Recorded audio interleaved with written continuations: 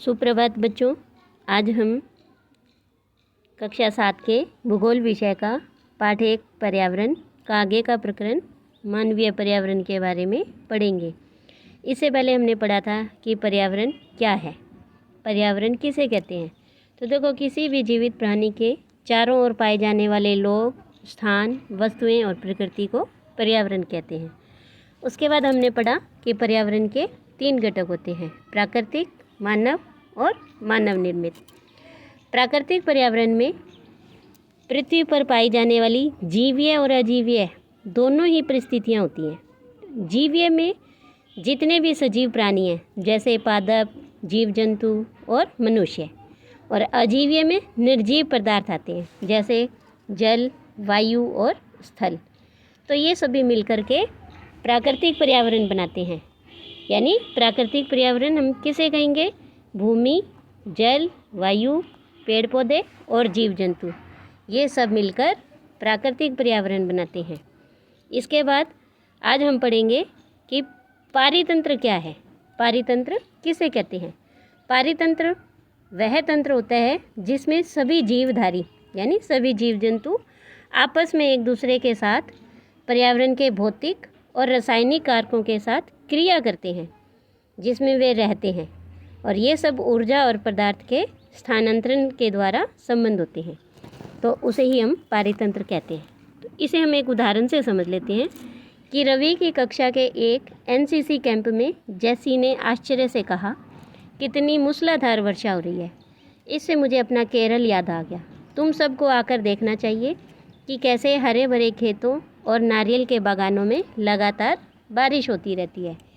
तभी जैसलमेर के रहने वाले हीरा ने आश्चर्य से कहा, हमारे यहाँ वर्षा होती ही नहीं है, हमें तो दूर दूर तक केवल कीकर और रेत ही नज़र आती है।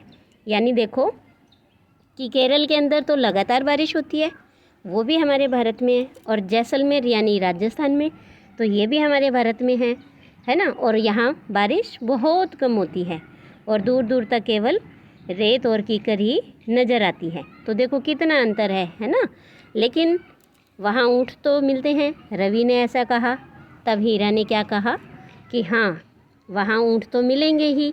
जब तुम रेगिस्तान आओगे तो तुम्हें सांप, छिपकली और अनेक कीट भी देखने को मिलेंगे।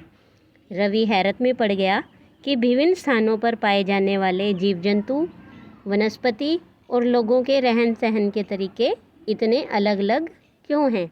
क्या सभी का एक दूसरे के साथ संबंध है?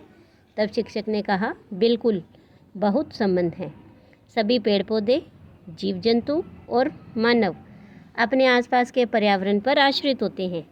प्रायः वे एक दूसरे पर भी आश्रित होते हैं। यानी पर्यावरण के अलावा पेड़ पौधे जीव जंतुओं पर आश्रित होते हैं, जीव जंतु मनुष्यों पर, मनुष्य पेड़ पौधों और जीव जंतु पर, यानी एक दूसरे के सहारे होते हैं ये। तो जीवधारियों का आपसी और अपने आसपास के पर्यावरण के बीच का संबंध ही पारितंत्र का निर्माण करता है। अधिक वर्षा वाले वन, घास स्थल, रेगिस्तान, पर्वत, झील, नदी, महासागर और छोटे से ताल का भी एक पारितंत्र हो सकता है। तो देखो, क्या आपको लगता है जिस पार्क में रवि और उसके मित्र खेलते थे वह भी एक पारितंत्र था या पारितंत्र बनाता था? हाँ, क्योंकि देखो उस पार्क में भी क्या है, वन थे, घास थी, है ना, पानी होगा, नदी होंगे, छोटा सा हो सकता है तालाब भी हो, उसमें जीव जंतु होंगे, पेड़ पौधे थे और बच्चे खेलने जाते थे। तो इन सब का आपस में एक दूसरे से संबंध था, है ना। और यही आपस में मिल कर के क्या करते हैं? पारितंत्र बनाते हैं। तो देखो, यहाँ आपको एक चित्र दिखाया जा रहा है। ये एक ताल का पारितंत्र है, ताल यानी तालाब का, कि कैसे देखो यहाँ पर सभी जीव जंतु हैं, पेड़ पौधे हैं, ये आपस में एक दूसरे से संबंधित हैं, एक दूसरे के साथ क्रिया करते हैं, परस्पर क्रिया करते हैं, और इसीलिए ये एक पारितंत्र बनाता है। इसके बाद देखो कि यहाँ पर देखिए कि प्रत्येक वर्ष 5 जून को विश्व पर्यावरण दिवस मनाया जाता है। तो यहाँ पर एक प्रश्न बनता है कि विश्व पर्यावरण दिवस कब मनाया जाता है? 5 जून को मनाया जाता है। इसके बाद हम पढ़ेंगे मानवीय पर्यावरण के बारे में कि मानवीय पर्यावरण किसे कहते हैं। मानव अपने पर्यावरण के साथ जो क्रिया करता है, पारस्परिक क्रिया करता है और उसमें अपनी आवश्यकता के अनुसार परिवर्तन करता है, उसे ही हम मानवीय पर्यावरण कहते हैं। प्रारंभिक मानव ने स्वयं को प्रकृति के अनुरूप बना लिया था। जैसी प्रकृति थी मनुष्य वैसा ढल गया। उसका जीवन सरल था। आसपास की प्रकृति से ही उसकी आवश्यकताएं पूरी हो जाती थी। यानी उसे प्रकृति से जो भी कंद, मूल और फल मिलते थे वो उसे खा लेता था, गुफाओं में रह लेता था, है ना। आदि मानव की बात हो रही है ये। फिर समय के साथ साथ कई प्रकार की आवश्यकताएं बढ़ी और मानव ने पर्यावरण के उपयोग और उसमें परिवर्तन करने के कई तरीके सीखे। उसने फसल उगाना, पशुपालन और स्थायी जीवन जीना सीख लिया। पहिए का आविष्कार हुआ और आवश्यकता से अधिक धन उपजाया गया और वस्तु विनिमय पद्धति का विकास हुआ। तो देखो, वस्तु विनिमय होता है कि वस्तुओं की अदला बदली के द्वारा व्यापार करना। मानो किसी व्यक्ति ने एक वस्तु खरीदी, उसे ली और बदले में उसे दूसरी वस्तु दे दी, पैसा नहीं दिया, है ना। तो वस्तु विनिमय में धन का उपयोग नहीं होता। आज आप बाज़ार से कोई सामान लेने जाते हो, मानो पेंसिल लाई, बदले में उसे पैसा देते हो ना। लेकिन पहले क्या था कि वस्तु के बदले वस्तु ही दी जाती थी, पैसा नहीं दिया जाता था। तो उसे वस्तु विनिमय पद्धति कहते हैं। तो धीरे धीरे इस पद्धति का विकास हुआ, फिर व्यापार आरंभ हुआ और वाणिज्य का भी विकास हुआ। औद्योगिक क्रांति से बड़े पैमाने पर उत्पादन प्रारंभ हो गया। फिर परिवहन तेज गति से प्रारंभ हुआ। सूचना क्रांति से पूरे विश्व में संचार सहज और द्रुत हो गया। द्रुत मतलब तेज हो गया। क्या आप जानते हैं कि आप गर्मी में रसीला तरबूज और सर्दी में भुनी हुई मूंगफली खाना क्यों पसंद करते हैं? देखो, प्राकृतिक और मानवीय पर्यावरण के बीच सही संतुलन होना आवश्यक है। तो मानव को पर्यावरण के साथ समरसता से रहने और उसका उपयोग करना सीखना चाहिए।